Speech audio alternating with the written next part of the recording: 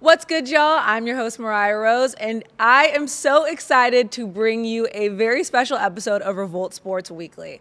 On today's episode, we will talk about all things sports, discuss the importance of having a financial mindset, and play a fun game of Start Bench Cut with our special guest, Renee Montgomery. Hold on, girl, I gotta give you your real intro, okay? Let's go. She is a UConn alumni, a former WNBA player, broadcaster, and co-owner and vice president of the Atlanta Dream. Let's go, squad. Yes! Let's go. We've got ATL in the house, so this is going to be a fun episode. So first, we have to get into the world of sports overall, okay? I want to talk about our favorite moments from the sports world this year. Okay. We've had the Winter Olympics, the Super Bowl, finals in New York City, and the World Cup, and just all the things. What has been your favorite sports moment this year? Oh, man. It's been crazy because, I went to the Super Bowl for the first time. Me too. So we was up there and didn't even know it. Because, being an athlete, I was, binoculars on, focused on my goal, how close or far away it was. And so I didn't have time for activities, really. So the Coachellas, the Super Bowls, just all of the things I never did. So me and my wife, we went to Super Bowl and we were there for a whole week. By the way, I would recommend pace yourself. I was I was dead. Oh, my God. I was dead after the third day. We were getting invited to every party. So we was trying to party hop and hit everything. And it's no, baby. So I don't recommend that. So that was fire, though. I enjoyed that. And I don't know. I think the Knicks, it's just something about when the Knicks, the city is alive, and I work in New York all the time. So it just felt like there was a whole different vibe with that.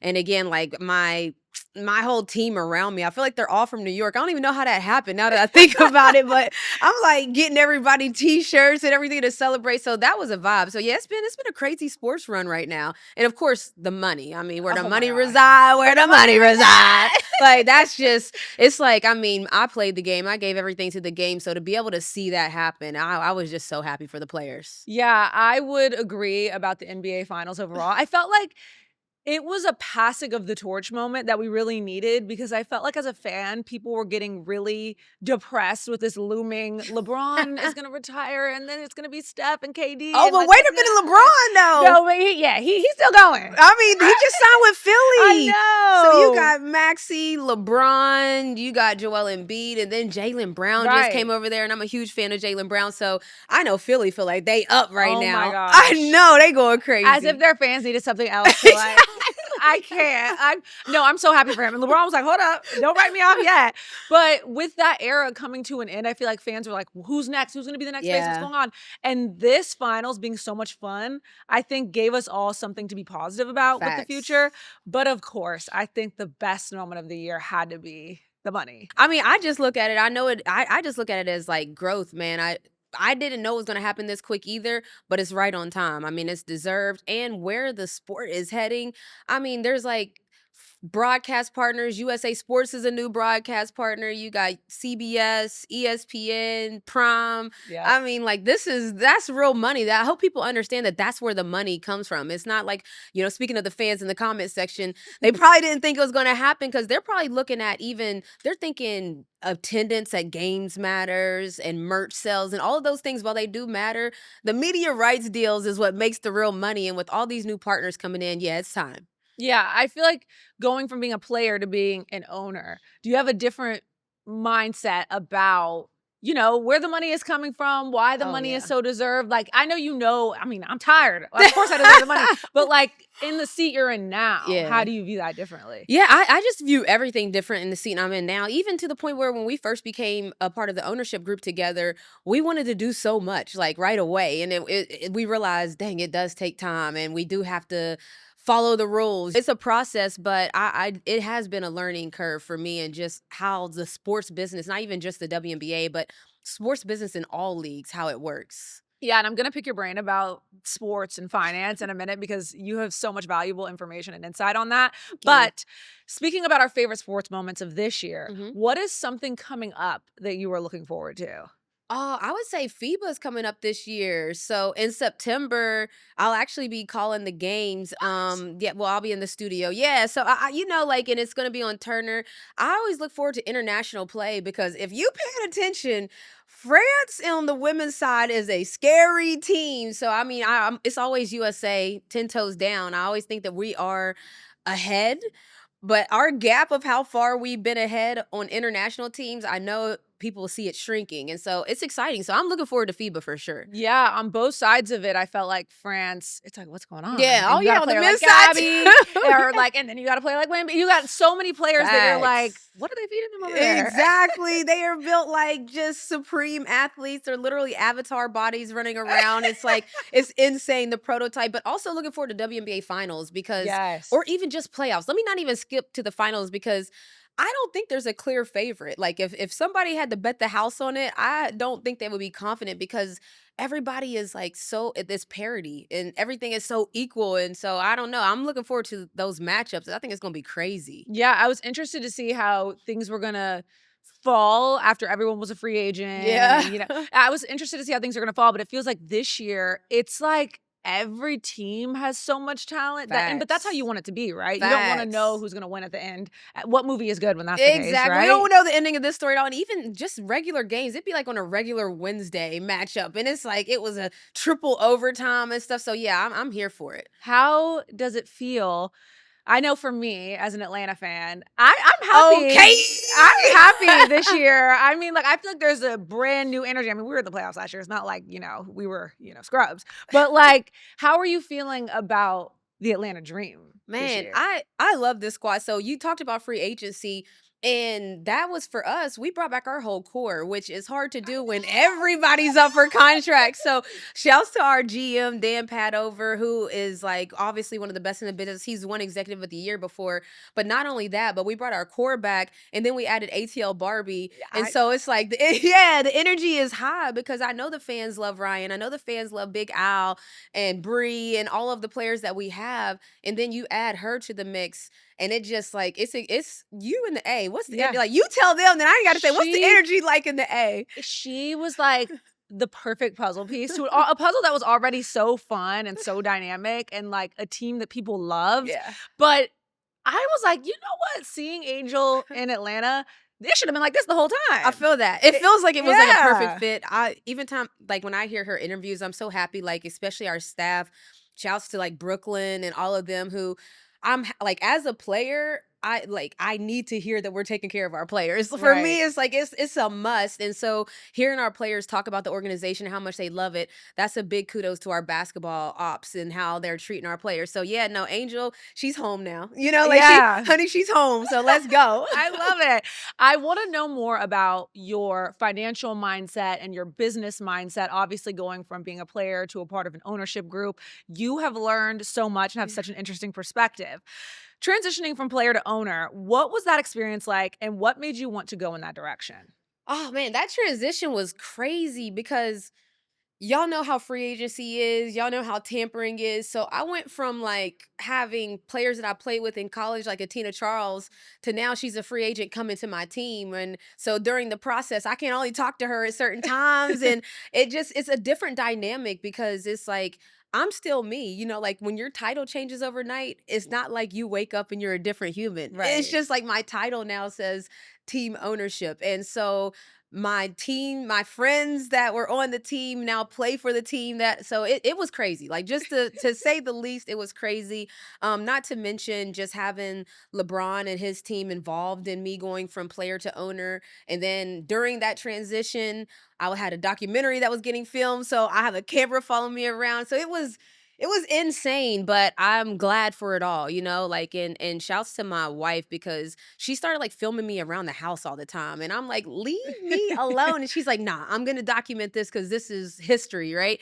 And when it's happening to you, you don't really feel like things are big. I don't know maybe if that's for you. I but know exactly what okay, you because mean. I'm like, I know exactly what you mean. because I'm like, just relax. It's not that serious. But then like a third of her footage ended up being used in the documentary and just like having all of those things happen, my parents getting to see it. Like I'm from West Virginia, dog. So it's like, this is major. And so I mean, it was it was a very dramatic change. Very Yeah. dramatic. And I feel like one thing that people don't, some people do, but necessarily prepare for is the finances changing Yeah. and becoming an adult. I mean, we don't learn nearly enough about this in school. First of all, why not though? I do think that's crazy. Like we'll learn how to get to the square root of something we'll never need. We'll learn all of these equations and not know how to write a check, taxes, not Right. know how to even when it comes to like buying a house and like escrow and words that people Nothing. like, like, or do you want to have an HOA? Because then it's every month. Like just understanding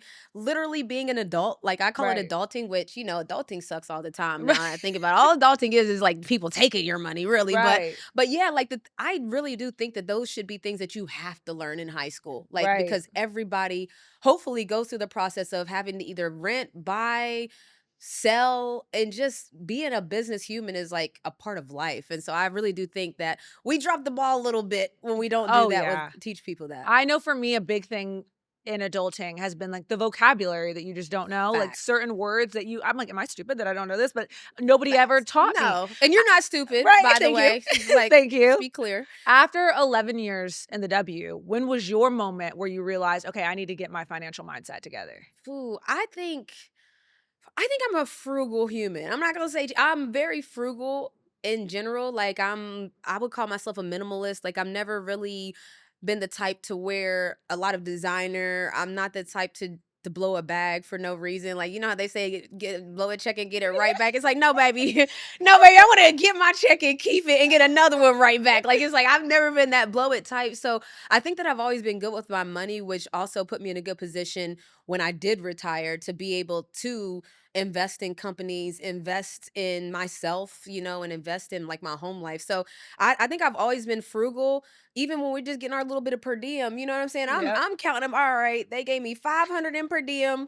I probably spent about 100 on this trip and take home 400. It's just like I would give myself budgets just because, and just because I didn't want to just wake up and then it was like, where'd that 500 go? Because money will disappear. Yeah. If you just like let it just start spending, it will disappear. So I always give a budget to myself. Well, having that frugal mindset, that's a really good thing, by the way, because I don't have that. You blowing it, blowing checks. No, it depends. It depends on my mood. You know what I'm saying? But seeing young players go through that same thing you went through that might not have that same mindset. What's it like giving them advice or mentoring them, or what would be something that you would want to tell them about getting their first big check? Man, I would tell them in the locker room because, like, again, I'm not the $1 million WNBA contracts. Right. So if you went out there and you got yourself a designer duffel, you just spent 2 weeks of work to get that duffel. Like, like that's how I think about it. And it's like, for me, I'm like, well, you better be wearing that duffel every day. Like, this better be an everyday type of duffel. And even like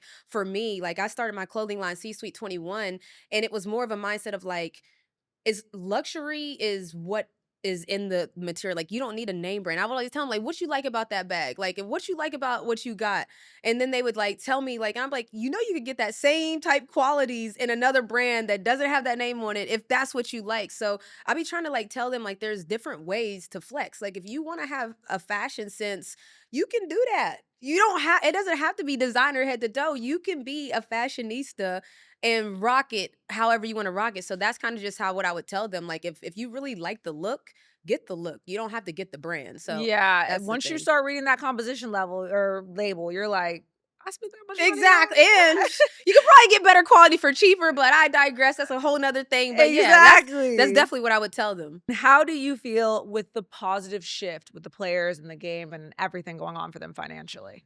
I love it. I really do hope, like, the thing that first popped in my mind when you said that was like ESPN had 30 for 30 broke. And I don't know if y'all know what that was, but it was like, I'd literally seen that. Okay. Yes. So it was like, it was showing the story of athletes, how if you weren't educated on finances, of course you might make mistakes. And if you didn't have things before, maybe you do want to buy things, but you might not be able to buy everybody in your entourage a car, baby. Yeah, maybe that not. Was the first thing that popped in my head. I was maybe like, not. Take care of everybody. everybody. You can maybe not. And I know it sounds tough, but like everybody can't go everywhere with you. I'm not saying you can't bring your team with you and you cut your team off, but it really is hard because players, you know who backed you and you know who supported you. And so you want to show love. It's like, yeah, this person been with me before people knew me. And so you want to show them love, but you have to have a way to do it. Like even with the salary that I got, like I was able, like we live in Georgia. So I have a nice place, so it's not like Right. we weren't making any money. So I hope that when they Right. came into more money,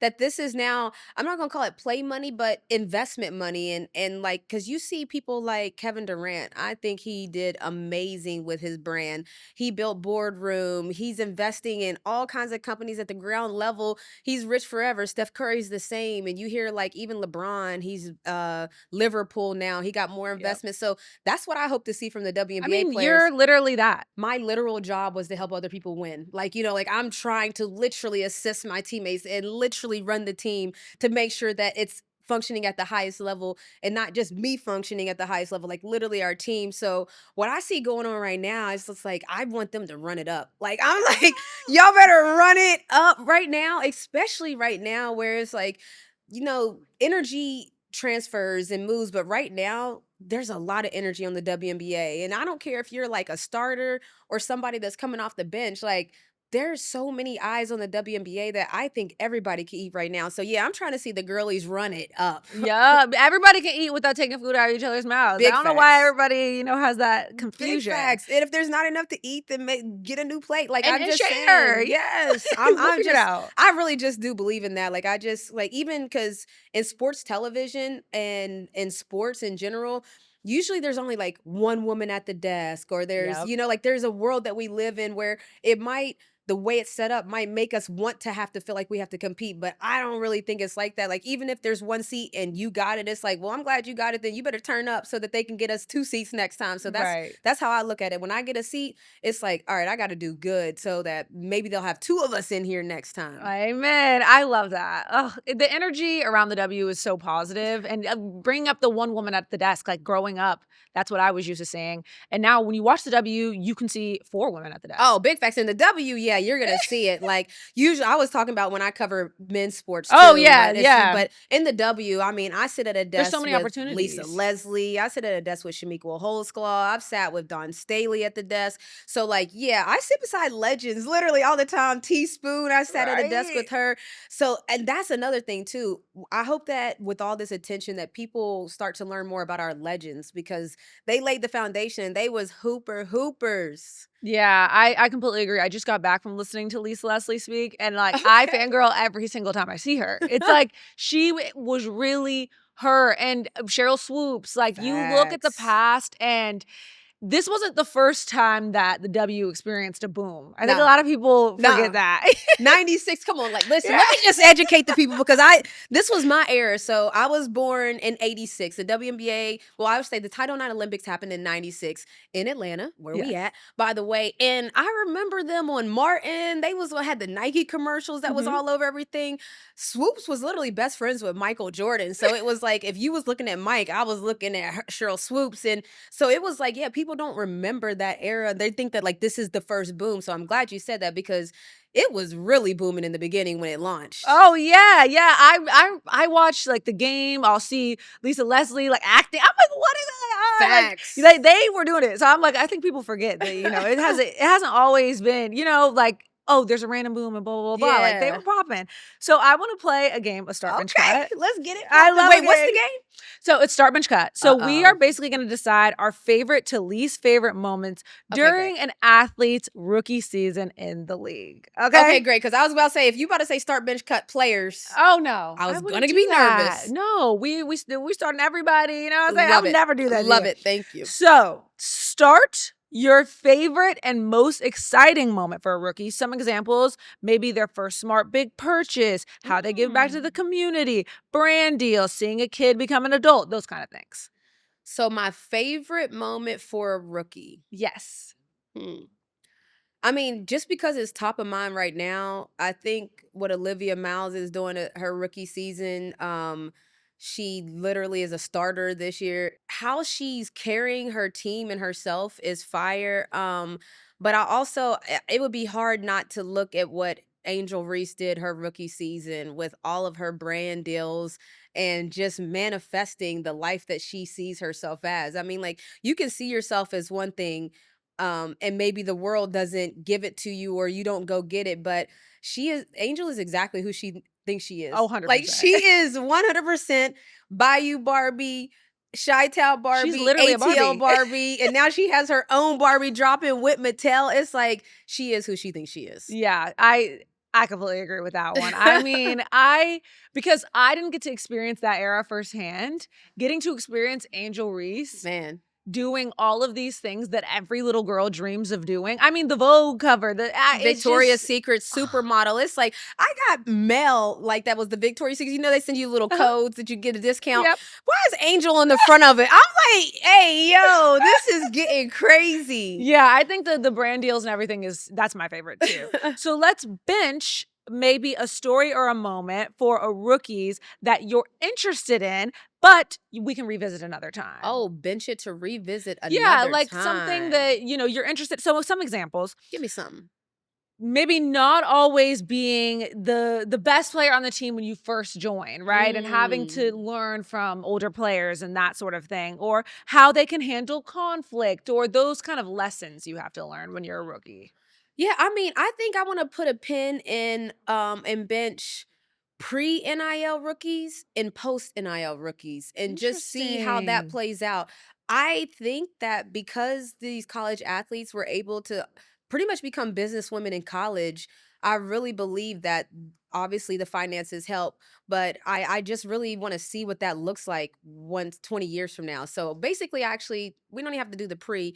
I want to bench and see what it looks like 20 years from now. What kind of empires did these NIL athletes build? I love that because they do really have an opportunity to Oh, really build something. Like it's all the starting. investments that you're talking about Exactly. will really 20 years from now we'll see that come to I mean, fruition. they've already invested in teams. They've already bought property, land. They have their own media companies. It's exactly what we're seeing on the men's side. So yeah, I can't wait to see their boardroom, their Yes. uninterrupted, whatever the case may be. But yeah, like Steph, I mean, their GOAT movie. Like, you know what I mean? Like, Steph has a whole animation film that broke records. And this is an independent guy. Like, he's going up against major players. So yeah, I can't wait for that to happen on our women's side. Yeah, that'll be special. First WNBA billionaire. Let's go. Write it down. Let's go. Now, let's cut your least favorite rookie story or moment. Maybe too many Why big y'all picking purchases. on these rookies? What's going on with the? Well, we're giving them a lesson. We're giving them a lesson. We giving the rookies Too many big purchases, social Okay. media drama, reading the comments. What do you think something that rookies coming into the league should cut? Okay, yeah. All right. So rookies coming into the league 100% should cut out what the internet thinks about them. I think that especially in your first year, no one knows what could happen. Like, even if they think your ceiling is so high and they think you're underachieving, if they think that you're whatever the case may be, the internet is not a place to shape the mold of what you think your future will be. So I would say 100%. I mean, this could go for rookies and or vets. Everyone. Because the comment section is not nice, And we're all kind of rookies with the whole social media thing. For sure. I mean, it's not going to ever be easy to hear something like, people don't even realize it's like, imagine you got off of work, you had a long day of work, and you get home at 6 o'clock, and you're like, oh, the game comes on tonight, and then you're like, oh, let me check social media, and you get on social media, and everybody's like, man, you were trash at work today, bro. You are terrible. Kill yourself. Right. Stop. Like, like, imagine every day when you come home from work, that's what you see, and so that's what I see on my social media. I'm sure that's what players see. So I would tell like any players, yeah, let's just cut it. Like, I have a rule. If it's a crazy comment, I assume it's a bot. I'm like, that can't be an actual human talking to me like that. So just assume it's a bot if they talking crazy. I love that. I probably needed to hear that. So thank you. Well, this has been so much fun. Are we done? No, I have one more question. Oh, okay. Well, we're almost done, but I have one more question for you. We've talked a lot about financial responsibility. Yep. But I want to ask, what's one thing you like to spend money on that yes. brings you joy? So glad you asked that, because I am a firm believer in spending money on two things. One, convenience, and two, self-care. So like, if something is convenient, I will gladly spend money on it. Like, let me think of something that's convenient.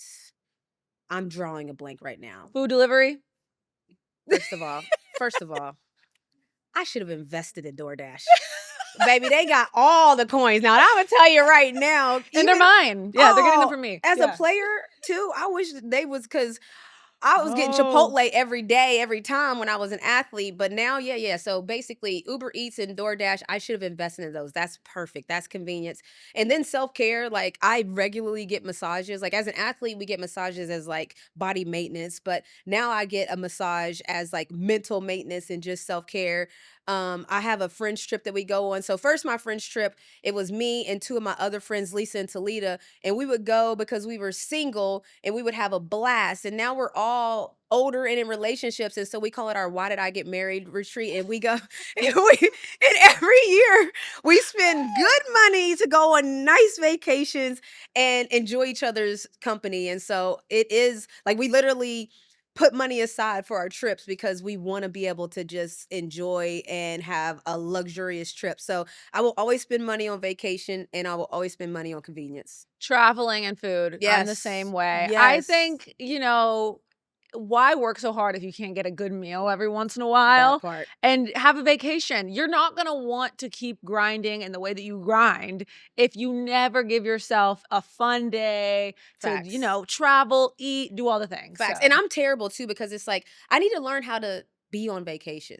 Oh, That's you're one of probably a whole those. nother conversation too. But yeah, it's like I enjoy my life so much that I don't necessarily know. It's like I be checking like, oh, what's going on? I want Right. everything to be going smoothly. But I'm one of those people that, yeah, like I had to learn to relax on vacation. I'm still learning that. I think when you love your work, Yeah. it's hard to disconnect because you don't really 100%. want, like, at one point in my life, this was my hobby, right? So it's like, that's what 100%. you want to, I'm checking on what's going on in We talk sports. sports for a living. Right. Like being like going to the dream games. Like I'm an analyst for USA and CBS. And so it's like my whole life is evolved around sports. So it's like I don't really need to get away from it. But I do realize that sometimes we just need to get away. So Right. that's the thing. So I'm working on it. I feel you. I feel you. Well, this has been so much fun. Let's go. I appreciate my gosh. you. I appreciate all of your advice and wisdom. I feel like I learned something today. So I love this for me. And I hope you guys enjoyed it as well. Thank you for watching this special edition episode of Revolt Sports Weekly. I'm your host, Mariah Rose.